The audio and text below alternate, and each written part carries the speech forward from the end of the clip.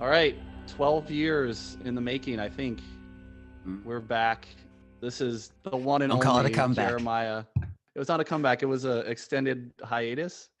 It's not a comeback. We've always been here. So introduce yourself. So my name is Jeremiah. I am one of the original members of the Mobius Project when it was a band thing, when it was a solo project. Exactly. He invented the idea of the Mobius Project and then recruited me, and then it has taken on various forms and iterations since then. But I think you and I have always been at the core of like Sure. Yeah. the I mean, you were the momentum. You were the first person to sign on to like spending time with me creatively. And the cut from the blood pact is still healing. So. Yeah. I thought we did spit. I don't know who you sure. So Jeremiah and I met in 2007, I think. Yeah, same place of work, and connected over music pretty early on. And then he moved out to Maui, Hawaii to continue his profession over there. And then a year later, I got my master's and was able to move out and join him. We kind of had started a band, but we kept it going. A lot of this stuff is already documented on our current home for the Mobius Project, which is breathingunderwater.us. I joined him out there and we started the band up again. We had like briefly like a White Stripes thing kind of going on. It was just you and me, drummer and guitar. And then we recruited family member, singer, and eventually a renowned, incredibly talented, multi-faceted musician. Yeah. Oh my gosh. And the singularly nicest person I've ever met in my entire life. Ryan agreed. Was our bass player. That. Yeah. So and then that lasted for about a year until we went our separate ways. And again, this has all been kind of documented in various forms that you can see on the website and such. But yeah, so we parted ways off the island. Jeremiah moved to New York, to Brooklyn. We burned short but bright. We did. And you can see some of our accolades on the website at breathingunderwater.us. But then I moved to Richmond, Virginia, and we kind of reconnected back on the East Coast and weren't able to keep the band going as it was. But actually it was kind of a full circle thing because we started, well, at least after you moved to Maui, and there was that year gap between I was still in Maryland and you were in Maui, and we were sharing some files. We were getting used to doing the whole like back and forth. Long distance. That's why we were kind of learning to do stuff over the internet, record and send tracks back and forth and kind of tinker that way.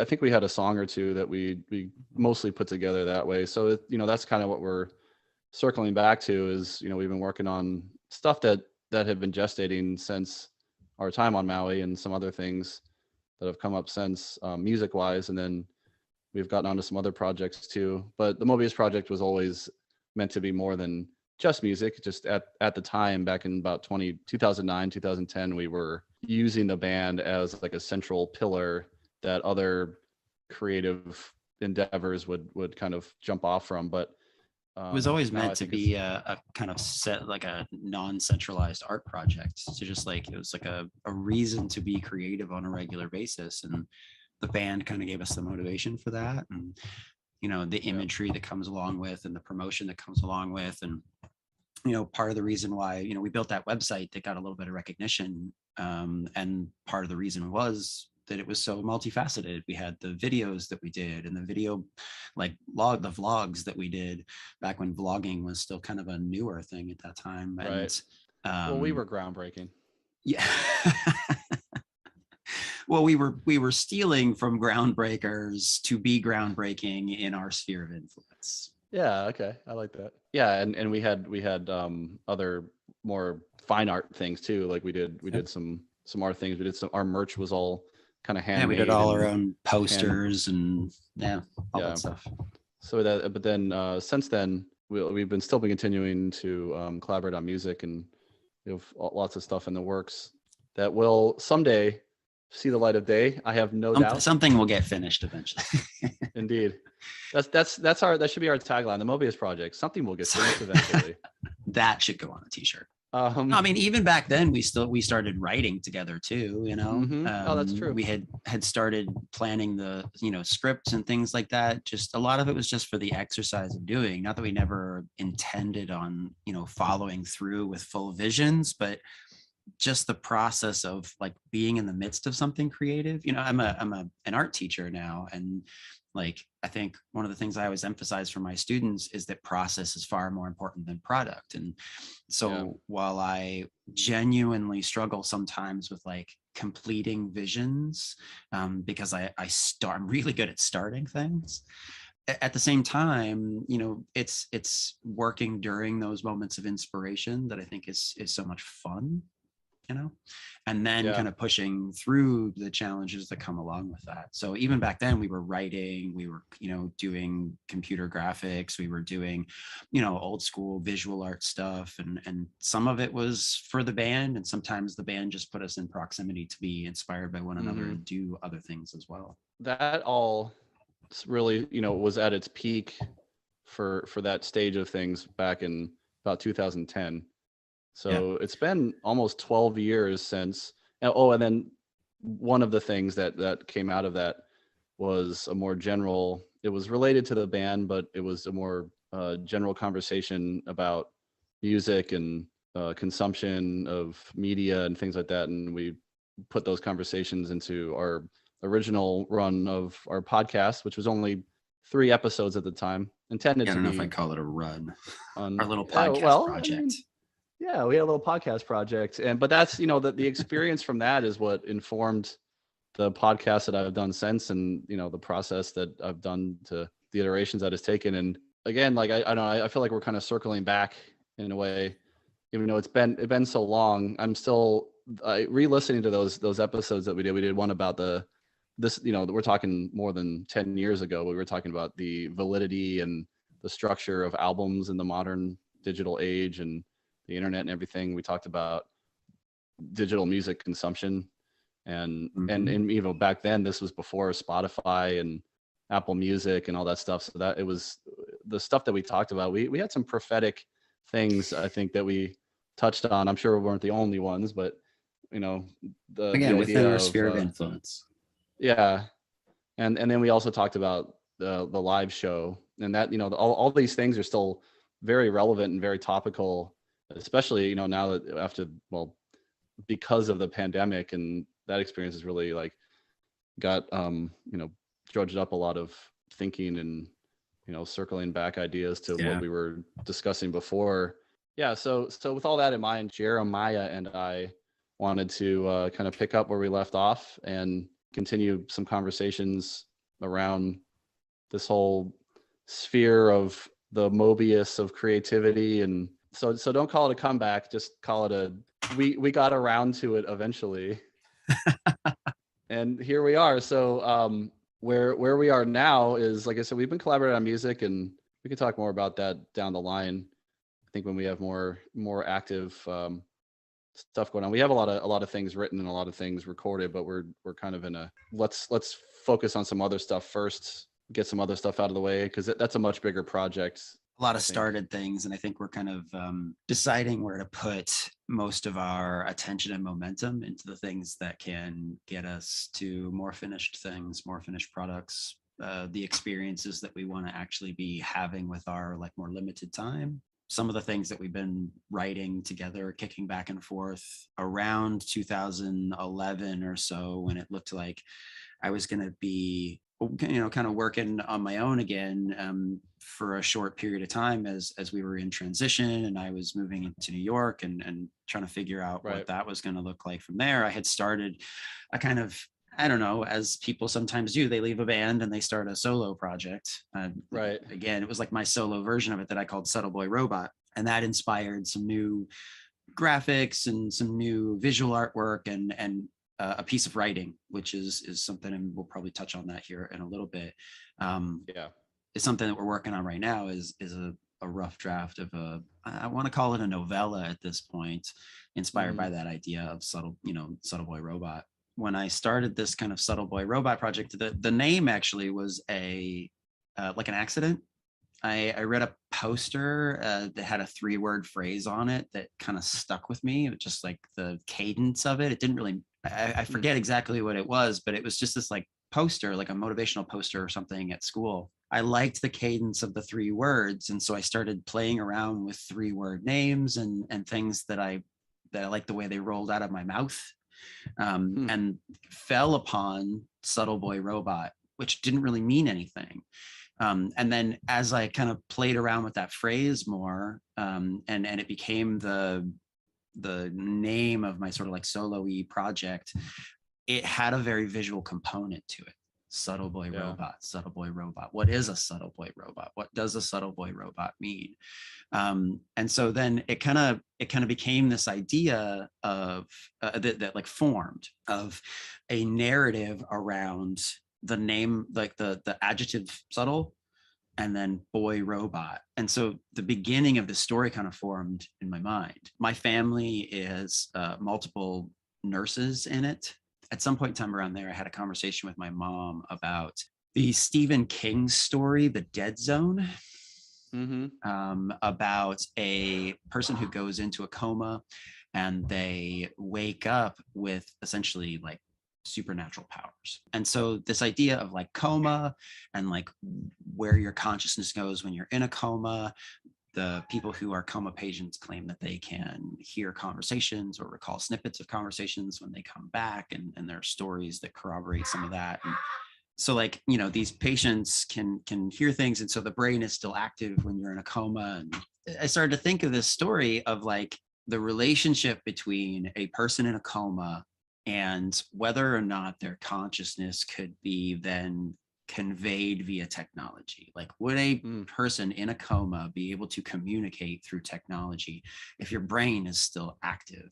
And, you know, then you begin to think about the relationship between brains and technology, and obviously that leads you down the path of artificial intelligence.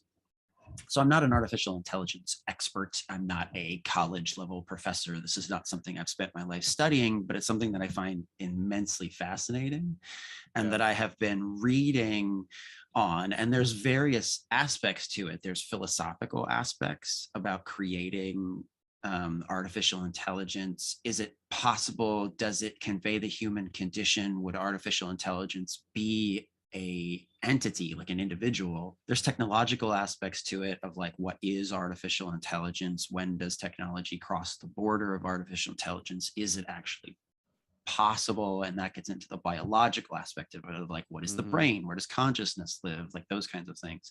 So it's this huge soup topic that's just, and also the ethical. Absolutely. And that kind of plays into some of the philosophical and some of the biological, like, because you have to study the brain in order to replicate or like create something similar to it. So where are the ethical considerations there?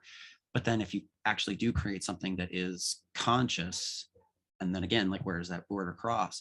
You create something that's conscious.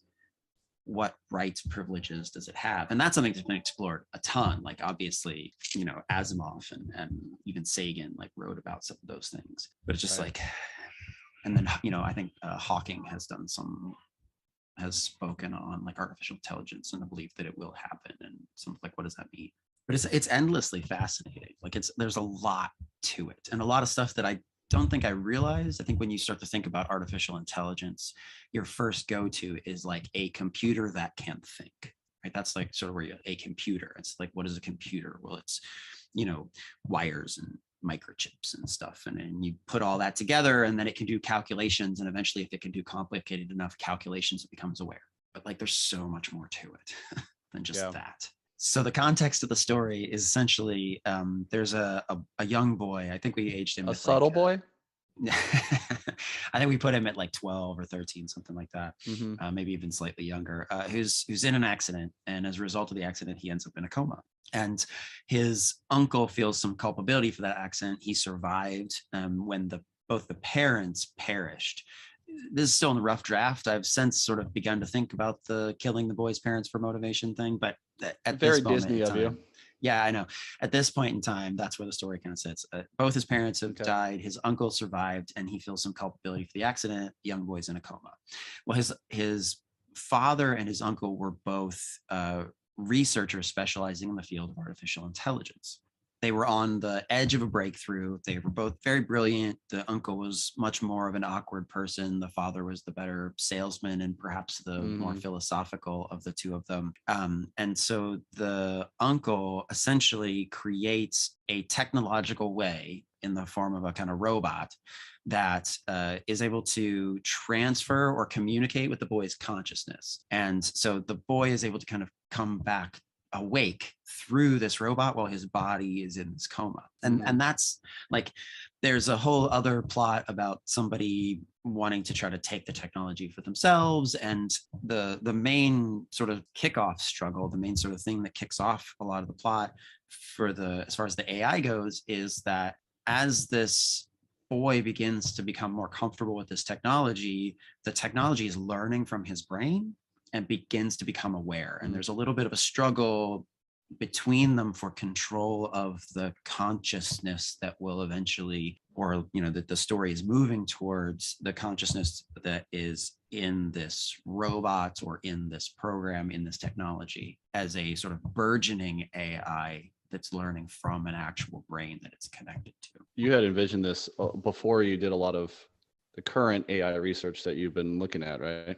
Yeah. So, I mean, as I began to write, I began to realize that, like, as much as I felt like I could write the story without knowing a lot about the actual technology that goes along with AI, that being in the process of writing the story, being in the process of conceptualizing the world, like, made me really curious about it. And that I also wanted to include this voice of the family into the story somehow. And with the father being the more philosophical, my own dad was like very philosophical. And so I kind of see his dad as kind of like my dad. I envision my own father as I kind of hear his voice.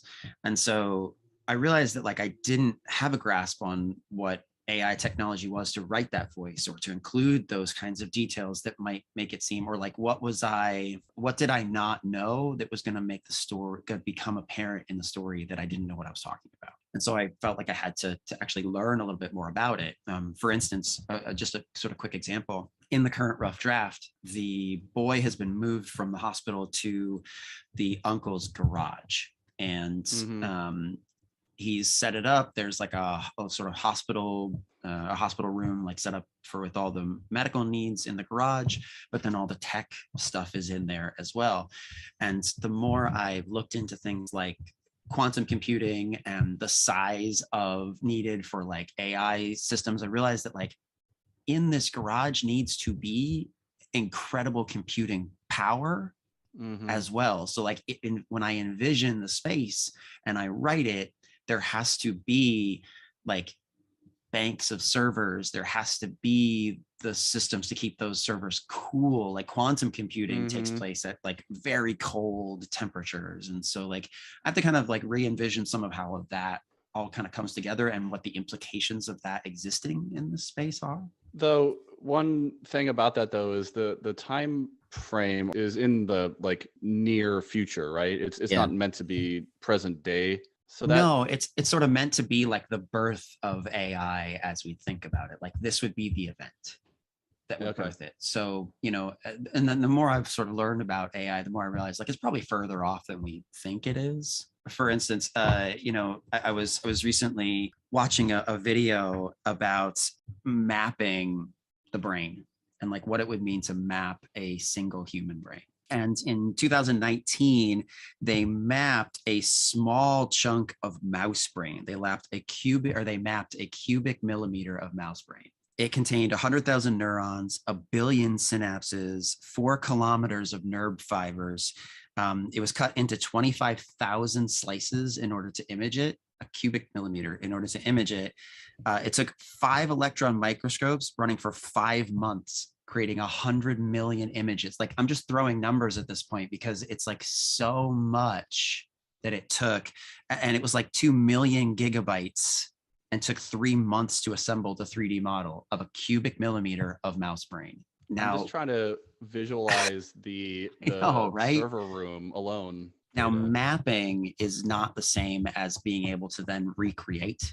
So it's not like it's a direct line between we're going to map a brain and then we're going to build something like that brain, and then it's going to be conscious. That's not really, it's not a one-to-one translation that way. So what you'd probably do instead is you would create predictive models that would allow you with much less information space to be able to like recreate some of the processes instead of just like physically mapping a brain and then recreating it. The amount of information that is contained within a brain to even be able to conceptualize, like let's assume for a second that some major piece of a brain is physical and structural, like we have to replicate some of these physical structures in order to create something that can do that job. Then if you take that sort of on the face of it, then the amount of information and the amount of structures that are in a brain is, no pun intended, is mind-boggling. Like it's like I can't even begin to imagine what it would take. Like more information storage than we can conceptualize to map an entire brain. Now, I don't think, obviously, that you're going to have to replicate a brain in order to create artificial intelligence. And when we use things that we call AI right now, there are things like computers do. AI does use things called a neuron. So we built these sort of like, quote, neurons that do artificial intelligent things.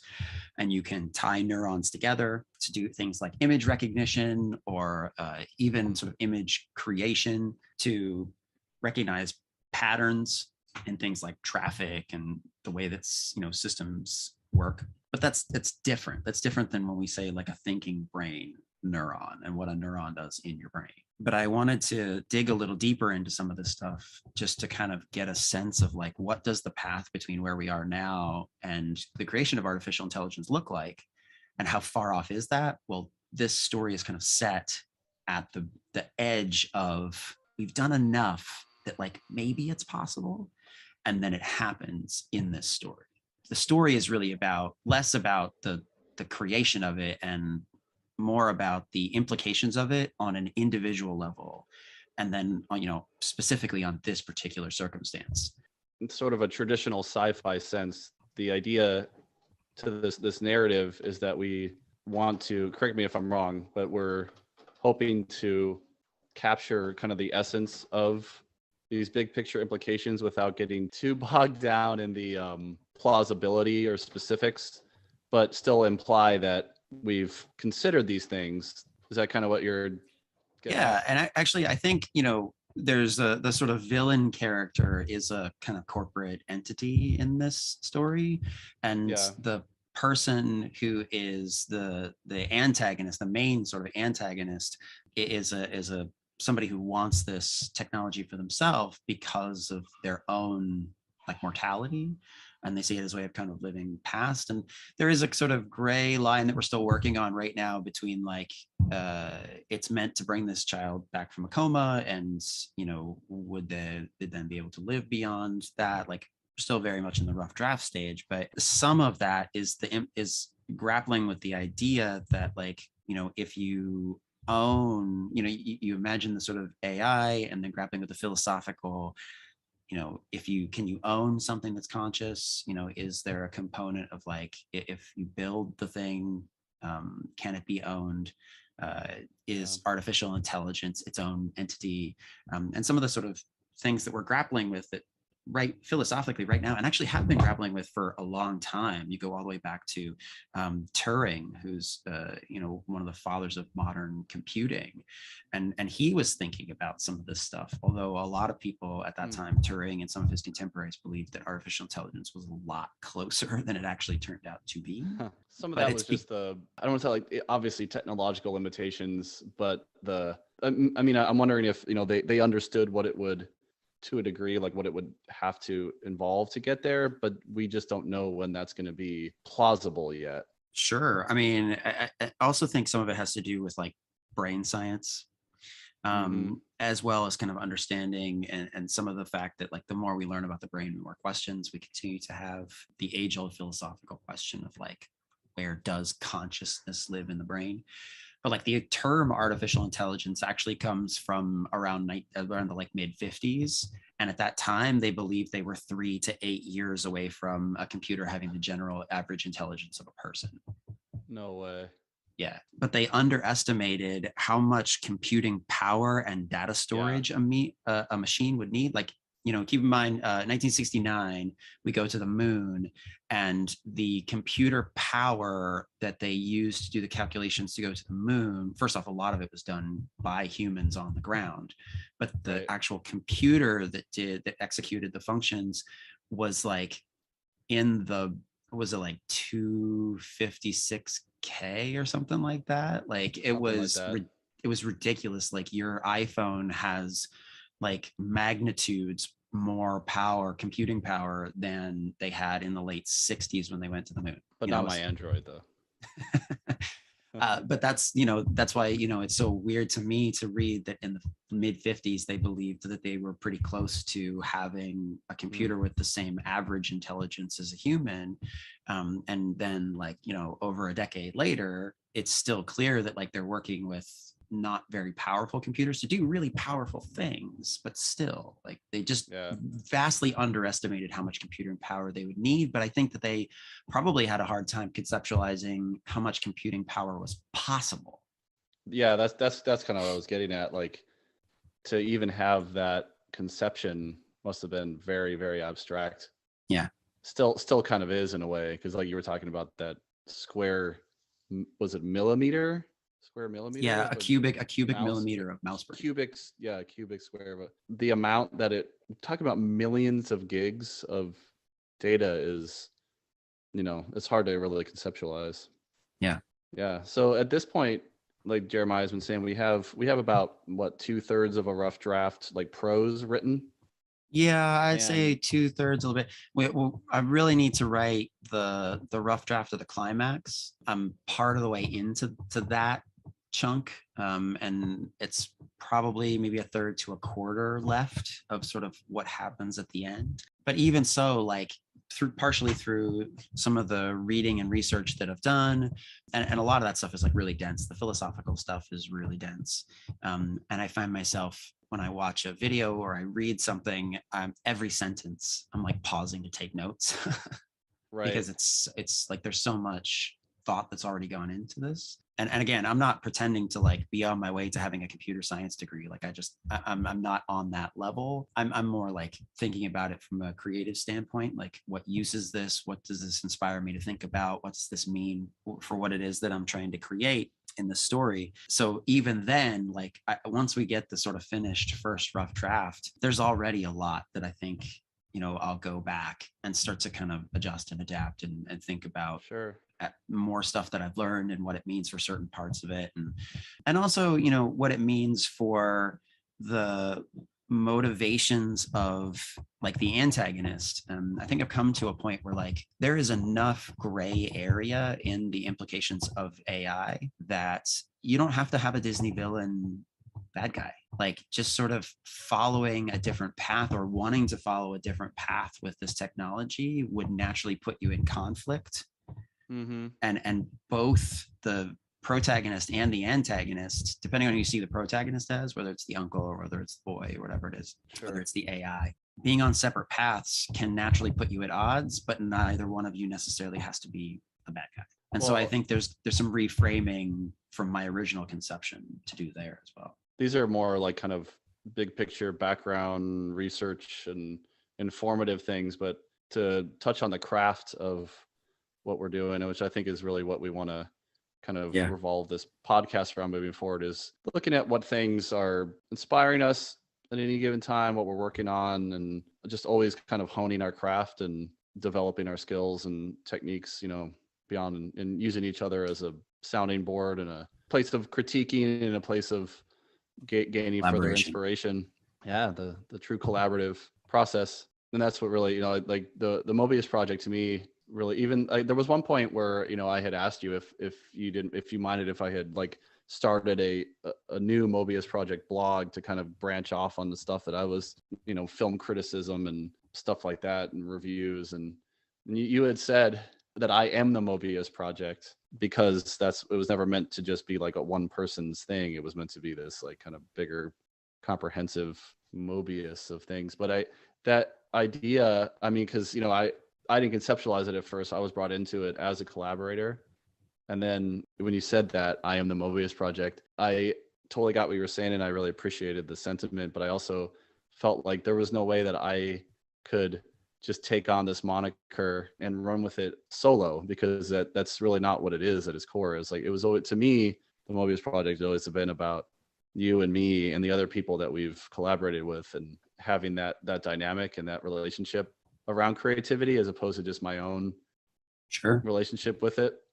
So yeah, the Mobius Project is us, even if it's not you and me specifically at every turn, like, because you are taking on more of the bulk of the craft of the actual, like, the writing, the prose of the Subtle Boy Robot, but we are still collaborating on it. You're not just doing it in complete isolation and then saying, here's my finished product, like, and with the music too, like, you're the songwriter and you're doing most of the instrumentation.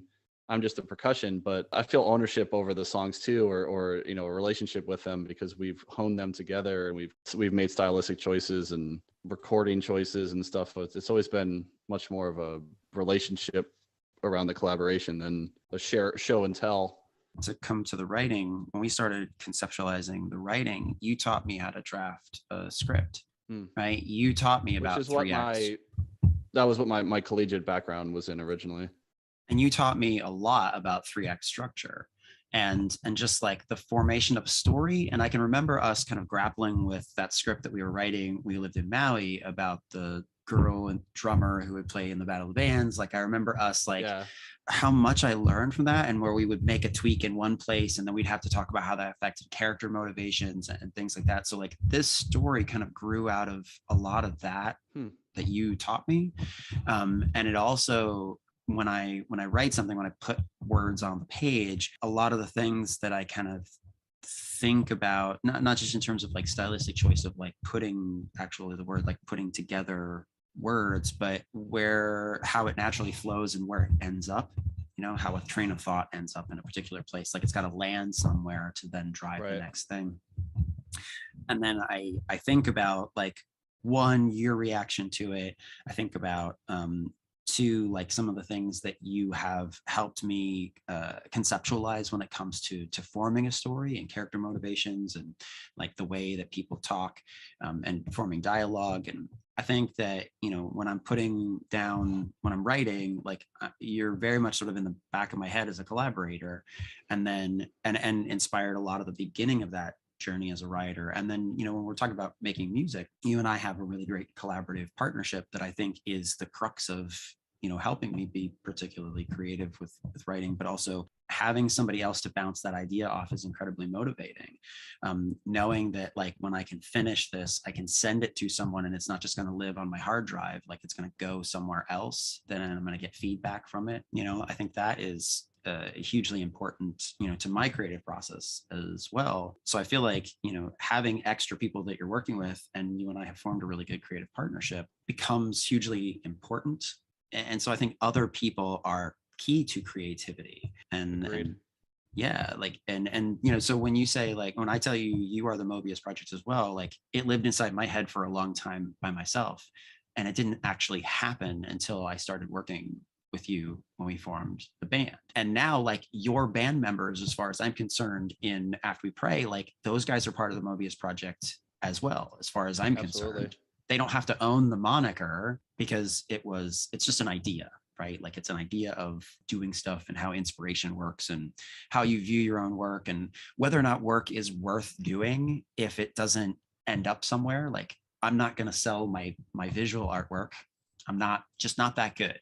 This story is like not gonna, like, and that's not my career. And like, this story, I'm not gonna sell it and make a book from it. So like, is it still worth doing? To me, yes. Same. Yeah, and a lot of the stuff, the ideas, especially as the band was my current band, After We Pray, afterwepray.com, PRAEY. When we were getting off the ground, I was in charge of like most of the media production and promotion and stuff. And the beginning was directly informed by where we had left off, and a lot of the things that we had come up with on Maui, like doing those introductory videos about, for each band member, talking about your background and your influences and stuff. I translated that right over.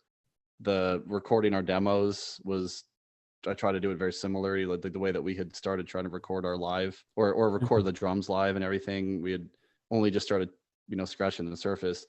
Not that it was all like super high quality, but I wouldn't have had those ideas or the technical know-how had we not experimented with that stuff, with our previous iterations. So absolutely. I mean, I feel a huge pride in seeing After We Pray continue to grow, because I feel like the journey that you and I took together in the Mobius project ended up informing what After We Pray is to some degree. 100%. And no, like absolutely, like 100%. And so then and I also think about, so like I feel that ownership, but like pride in what's happening with your current band and your creative projects. We worked together a little bit about working out some of the how you record the demo stuff at one point in time for what you're doing now. But then like you were in bands before the Mobius Project, and you brought that expertise to the creation of that band at that time. And so that band wouldn't have been what it was even for that brief period of time if it hadn't been for the experience that you brought before that. So like it all kind of feeds and it keeps going, and hence Mobius, an unending surface. Kind of like a Mobius. What's that strip thing you call again? It looks like a figure eight. I don't know. I'll have to look it up later. To bring it back together and talk about the craft a little bit, you mentioned a couple things about the writing process that I wanted to circle back to. The the coming up with the Subtle Boy Robot moniker was really interesting. You mentioned that before, but it's been a long time since we talked about it. And I got me thinking too about like when I have I was working on a story that I'm still gestating about my experiences on Maui and leaving and everything. And the title that I came up with at the time was like arbitrary, but it fit the theme, the thematic content and the lore and things like way more appropriately than seemingly coincidentally. So it's funny how those kind of things can happen, or like and it's not the exact same thing that happened, that it worked for you, but you had started with something and then it evolved into something else. There's this whole like Mobius of evolution and continuation of ideas is ever present. Well, and like the band name After We Pray was another arbitrary thing. It didn't really have any meaning at first. It was just something that I liked, the way that it sounded and the way that it looked, as like as a logo with that AE Latin symbol. But then it was such an easy shoe-in for meaning once I like kind of looked at it from the outside. So it just makes me wonder too, like how much subconsciousness is at play when it comes to creativity. I think a lot of it unconscious inspiration. I think a lot of it is, as somebody who teaches the visual arts, one of the things I try to drive home to my students all the time is that creativity is both super mysterious and you kind of just have to go with it. But it's also can be quite a simple tool to use if you're open to it. It can be as simple as making connections between things that somebody else didn't see. So take two things that seem unconnected and make a connection between them, and you've done something creative. Like it can boil down to be that simple, but it's also something that you can exercise. And I made the sort of free association with a 3-word phrase that ended up inspiring a lot of its own like visual art, music, and writing when I created the moniker of Subtle Boy Robot. So I try to drive home to them to like, don't overthink your creativity, but exercise it as much as possible. Even if it doesn't go anywhere, like the idea of just sort of like rambling a 3-word phrase in your head is creative, and it's interesting. And there's a lot of like nitty gritty practice to creativity as well. It's, not the absence of boundaries and, completely free to do whatever. Like I said, when you taught me the 3-act structure and how to write a script, that's been a very powerful tool for me being creative, because it helps me make connections. I can take an idea and then like where it goes next falls on a structure that I'm familiar with, and that helps me take next step. And like I don't have to follow it, but I can. Or it can inform what you do and don't do, choices that you make or choose not to make. It's that was a really big hurdle that a lot of us had to get over. Like when I'm sure you did too, because you studied art, right? You didn't study art education at first, right? You studied art. No, nobody actually asked me what I wanted to do with my life until I was almost ready to graduate. And then I was like, I want to be an art teacher. And they were like, oh, well, you should have been studying teaching instead of art. So, because I had wanted to be an art teacher, I just studied art. Well, as and in writing school too, it was, there was a lot of backlash from young wannabe writers when we were told that, what 3-act structure was and how it's the most common way to write industry standard material. Like if you want to be part of an industry, you have to kind of play by the rules. And everybody wanted to think that they were above it and more, they didn't need to be restricted by those kind of things. But I like how I think there is a difference between what creativity is and where, our impulses to express ourselves come from, and then the craft that we use and the mediums that we used. Well, so that we pick a medium, right, to kind of, or mediums to express ourselves, and then those mediums have certain skills and techniques that make them kind of like in a common sense, like what they are, to an audience. And to me, that's kind of what the craft is of expression, is like pure expression is just feelings and impulses and intentions, right? Ideas and all that kind of stuff. But the craft of an expression has a lot more weight to it, and sometimes limitations, whether it's like financial, can I afford to make a feature length film? Like for a couple of stories that I've had in my head over the years, I ideally would like to see them as a movie, because that's just kind of what my visual sensibilities gravitate towards. But it's just like overwhelming and way more expensive, and it's such another. So that's why we've explored like graphic novels and stuff, because it's like similar, but has its own set of things. But which, by the way, I saw as a sentiment, not to interrupt you too much, but it's a sentiment that I saw again recently about how movies and movie writing and graphic novel creation is actually very similar. Are you familiar with Max Brooks? Yes. The author who wrote the Zombie Survival Guide and World War Z. Yes. Yeah. So I do. He's a writer on a graphic novel called the Harlem Hellfighters, I think is what it's called, about a World War I all Black infantry, the discrimination that they faced, the racism that they faced, a sort of fictionalized account of their war exploits, kind of like historical fiction kind of, but based in a lot of real world stuff. He put some people together into single characters. He had kicked that idea. He's, I guess, been really interested in that since he was pretty young. And he had kicked around the idea of creating a movie for a long time. We're talking like, okay. I think by his account, we're talking like decades. He had a script and everything. And when he realized that it kind of wasn't going to happen, then he realized that the process of writing and conceptualizing a graphic novel and writing and conceptualizing a movie weren't that far apart. And he ended up working with an artist and creating a graphic novel about the Harlem Hellfighters, which is really good and really deep. Thank you I didn't know the author, but I hadn't heard of this work, and I'm super interested in this. I'm going to have to go find it, read it. It's really good. Thank you. I've heard it somewhere, and it's always bouncing around in my head. And I say it to my classes and a lot too, is just like limitations breed or inspire creativity. I remind my students a lot that like limitations, when you talk about like the techniques and the quote, the box, right? Oh, you think outside the box, but like the box, if you think of the box as like the way that techniques are done and the craft, as you were pointing it out, I remind my students a lot that like those techniques, that craft isn't made up by somebody to place limitations on you. It's crowdsourced over decades of things that work, right? And so what you do, it's not the only way. That's right. You learn the things that work. You learn the things that work. And then you start to make connections between disparate things or seemingly disparate things with the things that work. How do I take this thing that I know works and connect it to something that you think won't work? And then I create something new. So the box isn't there to limit you. The box is there to stand on, to get you higher.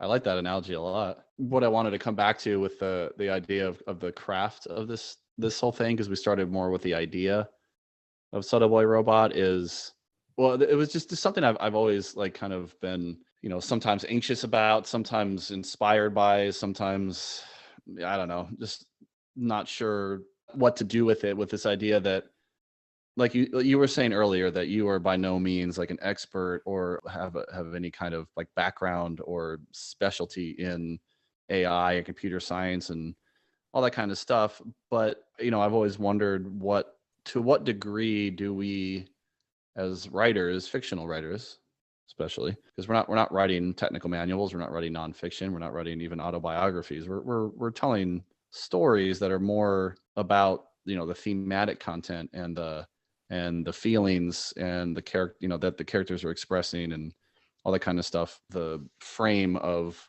the sci-fi and all the technical stuff is more of like a vehicle through which to tell to express these things, that we're trying to express. When I see stuff, films or read books or whatever it is that is just obviously so heavily researched, like you can tell that the author or authors like either were completely immersed in some kind of whatever the topic is, whether it was, like war or some corporate espionage or whatever it is, like or like I think like Aaron Sorkin, the way that he really shows you how like the sausage is made, like his whole thing oftentimes is like, this is like the inner workings of whatever it is, whether it's like a sports broadcast show or the West Wing or like a improv comedy show or something. Like, you can tell that he's like really, really comprehensive about his knowledge base that he brings to the page and to the screen. And I find that like really intimidating sometimes because, like you said, it like to really be a specialist in something, to really understand something to a degree that I don't know, I would feel comfortable writing a story at a level of somebody that sounds like they know what they're talking about, sometimes would take like a college degree or would take years of research and experience and consultation and all that kind of stuff. And it, sometimes it makes me feel like, well, what's even the point of trying? Because I'm never going to know enough about a topic to write something that I don't have direct experience with. And that, I know that they say to writers, it's like, write what you know. But if you are interested in more than, telling like small, which is, not a criticism, like if people excel at telling small personal, kind of like allegories of their own, like personal experience on small scale genre they choose to do that in. But then, those of us that really enjoy telling like more big picture, broad reaching kind of stuff, how much do you really need to like know authentically and, to be able to express? Are you a poser? Are you an appropriator if you don't do your research, but more go with your gut, or just go with what you were able to get through? That's just kind of like a big picture thing that I've been, because, like I'm trying to write a story. I've been working on a story for years now about the connection between the folklore of Hawaii and more Celtic, Scotch Irish kind of folklore. And I am not an expert nor a scholar, or even like a direct experiencer of a lot of this stuff. I've been to Ireland once, and I wish I could go and just spend all my time, just like exploring and researching and talking to people and, and gaining all that wisdom and experience. But like realistically, I can't, and sometimes I doubt like if it's even worth trying to tell a story if I don't know enough about the bigger like concepts and context that I'm trying to, use as a frame for that story. Is it even worth it? And I don't have like a final thought or answer on that. This is something I've been like struggling with when it comes to craft versus expression. What do you think about that? I mean, I think there's a lot there, but the first two things that jump out at me is like a lot of the research that I'm doing for this story is more like covering my bases so that a reader can suspend disbelief, right? I want it to be just real enough. I want it to be just science fiction-y enough to be realistic so that you don't end up getting pulled out of it by something that you know to be totally wrong. I'm not going to like go writing that they immersed the computers in Jello because it was the best way to keep it cool or whatever. Like I want it to be good enough. I want it to be good enough that you can suspend your disbelief. But the other thing is like you can write about something you don't know about, but still write about something you know about. Like I don't know about AI. I didn't know enough about AI before I started this to even do this story. But like I do now know enough about that to frame the story around emotions that I do know about. This story is really about loss, growth. Like we've talked a couple of times about some of the allegorical, we're both teachers. And so we've talked sometimes like about the allegorical about developing through adolescence into adulthood and some of the stuff that has to do with that. I can write about things that I know about and just sort of learn enough about something new to frame that narrative that I'm actually trying to tell, about the emotions that I do know about the experiences of growing up that I do know about, you know, interpersonal relationships, which I do know about. Like I have a human experience and I can write about that. And like an offshoot of this is just like, I'm a curious person. So once I start thinking about AI, like I want to know more about it. Like a lot of stuff that I'm researching or reading, or a philosophical paper about AI that I decide to read, like it's not going to end up in a story. It might inform it just enough. But like a lot of it isn't going to end up in the story. It's just, I'm not using Wikipedia, but like Wikipedia clickhole. Like, you know, I start reading about one thing and then there's an interesting link. And so I follow that. And then there's another interesting link. And so I follow that. And like, that's how this research has kind of gone.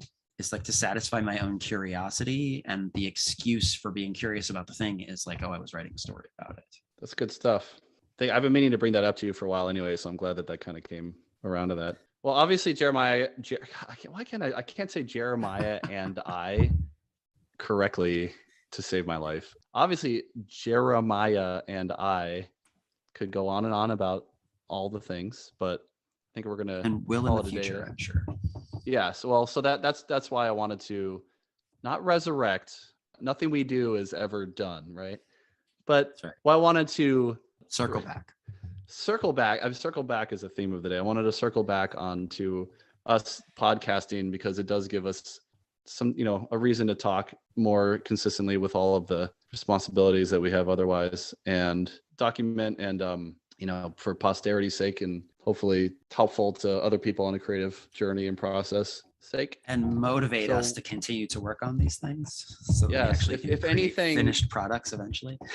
if anything, our projects are just motivations for other projects. I do think a really interesting conversation to be had about the thing you were talking about, maybe for a future thing, is the cultural appropriation angle. Because don't forget, we stopped a comic book because of my particular feelings about culturally appropriating a culture. I haven't forgotten. I just didn't want to bring it up because I knew that'd be a whole nother rabbit hole. Maybe that should be its own rabbit hole. Gotta end on a cliffhanger, right? Keep them going. Yeah, okay, good point. So lots to talk about. We will circle back to all of it eventually. If you name this podcast Circle Back, I'm quitting. No, I'm going to name it Mobius Back. There you go. It's not a circle. It's a. We're gonna break our good streak of being good at naming things. One thing I'm not good at is ending things. So I'll just say this is Jeremiah and Dan signing off for now, but we will touch base soon whenever we can, and expect more sporadically and spontaneously. That works for me. Aloha. Bye-bye.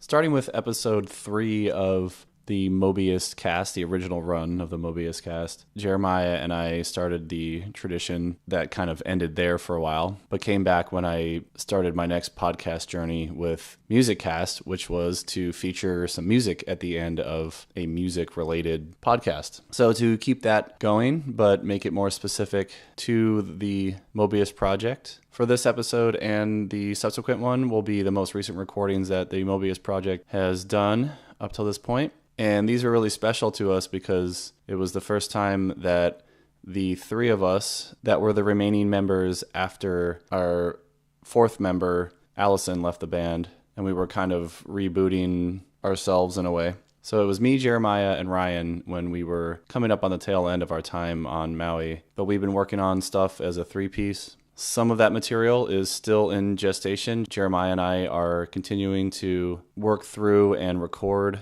some songs that came out of that time. But then, like dominoes falling, we one by one left the island, kind of went our separate ways on the mainland. And we hadn't made any direct music with our former bass player and categorically, scientifically, and undeniably the nicest, sweetest guy on the planet Earth, Ryan, for the 10 years that followed.